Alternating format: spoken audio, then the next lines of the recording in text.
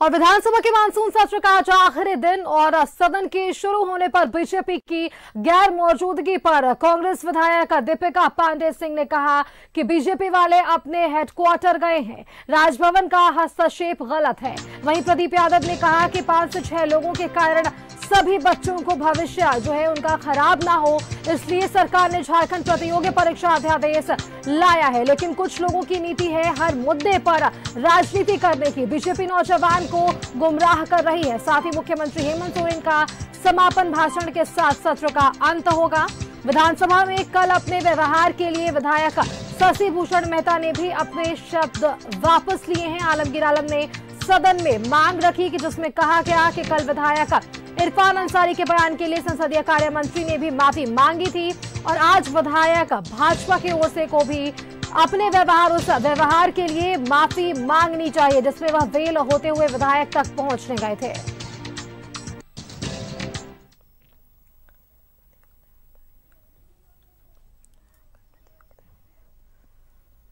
और इसी खबर पर और भी जानकारी के लिए हमारे साथ रांची से संवाददाता विपिन बने हुए हैं। विपिन, आज आखिरी दिन है सदन का और बीजेपी अनुपस्थित रही और पूरा मुद्दा आज घूम फिर कर झारखंड प्रतियोगिता परीक्षा के इर्द गिर्द नजर आ रहा है।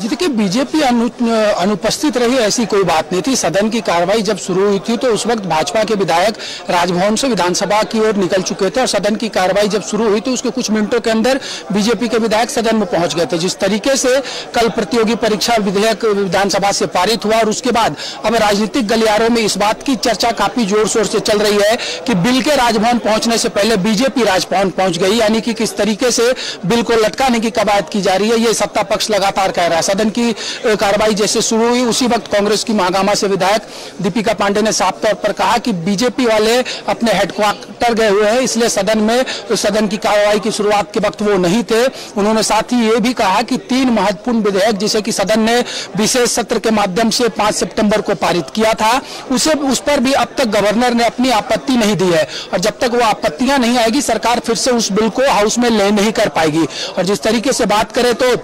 सदन में आज जो 31 जुलाई का जो सवाल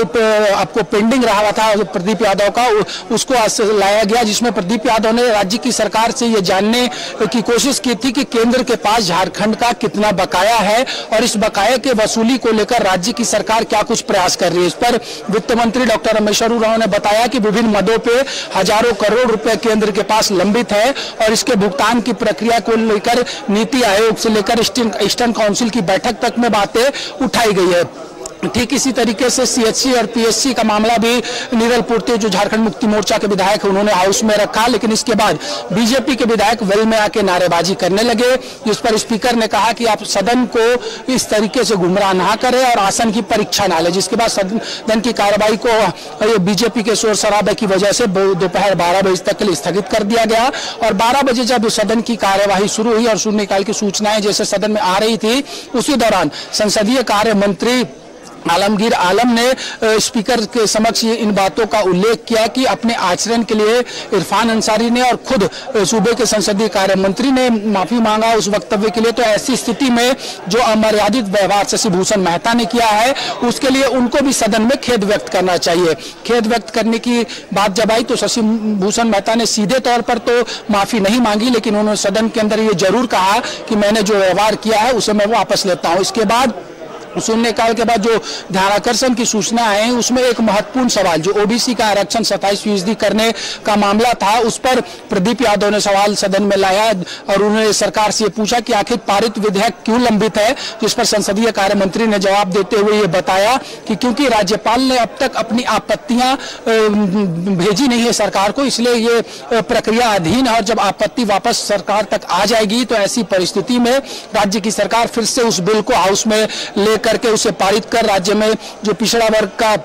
27% आरक्षण बढ़ाने की कवायद है उसे पूरा करेगी। और साथ ही साथ सरकार ने सदन में इस बात को लेकर सहमति जताई कि राज्य की सरकार भी बिहार के तर्ज पर जातिगत जनगणना कराना चाहती है। और इसी के बाद क्योंकि शुक्रवार आज है और शुक्रवार को सदन की कार्रवाई 12:30 बजे तक दोपहर तक ही चलती है जुमे की नमाज की वजह से, तो सदन की कार्रवाई भोजनावकाश के लिए स्थगित हो उससे पहले वित्त मंत्री ने 31 मार्च 2021 को समाप्त हुए वित्तीय वर्ष के लिए एजी की रिपोर्ट के साथ साथ पीएससी की रिपोर्ट भी सदन में लेगी, जिसके बाद लंच ब्रेक के लिए हाउस को अभी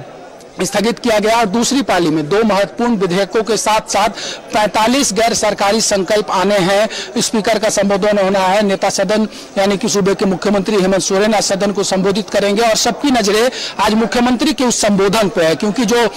चर्चाएं काफी तेजी से चल रही है कि मुख्यमंत्री का आज का जो संबोधन है वो काफी आक्रामक हो सकता है। जिस तरीके से नीति निर्धारण में बिल को लौटाया जा रहा है, इन तमाम विषयों पर मुख्यमंत्री आज खुलकर सरकार का पक्ष सदन में रखेंगे। तो जो जानकारी है और जिस तरीके से 45 मेंबर बिल के साथ साथ 2 सरकारी विधेयक भी सदन में आना है, तो ऐसे में इस बात की गुंजाइश ज्यादा है कि आज सदन की कार्रवाई 7 बजे शाम के बाद तक भी चलेगी। जी सुष्मिता। जी बिल्कुल, विपिन, तमाम जानकारी के लिए आपका बहुत बहुत धन्यवाद हमारे साथ जुड़ने के लिए और सटीक जानकारी पहुंचाने के लिए। तो आपको बताएं कि आज सदन का आखिरी दिन है और जिस तरीके से हमारे संवाददाता ने आप तक जानकारी पहुंचाई है कि आज अंतिम भाषण जो है वो मुख्यमंत्री हेमंत सोरेन जी की ओर से होने वाला है। और अब ये देखने वाली बात होगी कि किन मुद्दों को लेकर मुख्यमंत्री मुखर होते हैं नजर आएंगे।